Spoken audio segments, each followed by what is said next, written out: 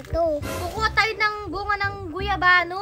Oo, nag-crave kasi ako ng guyabano eh. Kaya tinawag ko kayo ngayon na makuha tayo ng guyabano. O sige, tara na. Kuha na tayo. Andito na tayo, Lorraine. Uy, ang daming bunga. Ace, Raven, Almarie. Kaya nga, kuha na tayo. Sige, ito yung panungkit ko.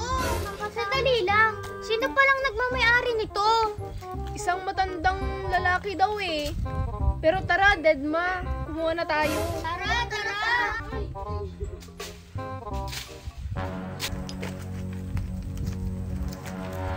Mga batang to kumukuha ng bunga dito sa guyabano ko.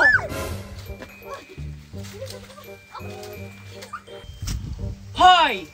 Mga bata! Sinong nagsabi na kumuha kayo ng mga bunga ng guyabano ko? Ha? Hala ate. Nakita tayo ng may-ari. Oo nga, nakakatakot. Kasalanan mo to, Almarie. Hala, ba't ako may kasalanan? Ikaw nga yung nagaya kumuha ng guyabano eh. Sino ang may pakana dito na kumuha ng guyabano ko, ha? Hindi kayo nagpapaalam. Ngayon, magsisisihan kayo kung sino? Sino? Hala, hindi po ako yun, Lolo. Siya po. Hala, hindi po ako lolo. Siya po talaga, siya po. Walang aamin sa inyo, ha? Dahil dyan, magiging matanda din kayo tulad ko. Hala, Lorraine, nagiging matanda din daw tayo. Kaya nga, Diyos ko, ayoko maging ganyan na itsura.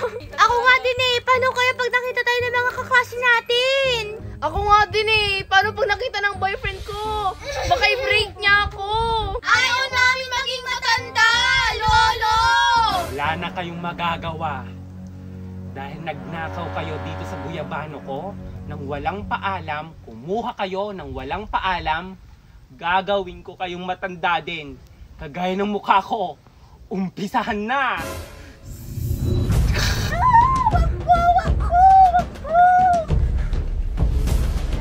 Hala, Almarie! Naging matanda na yung mukha mo! Hala, totoo ba? Lolo naman kasi!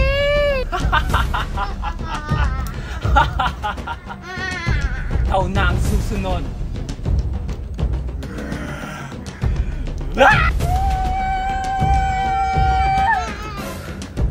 Ano, Almarie? Naging matanda na rin ba ako?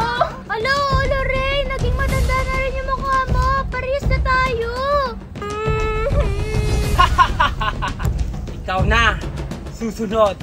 Batang makulit, batang maligalig.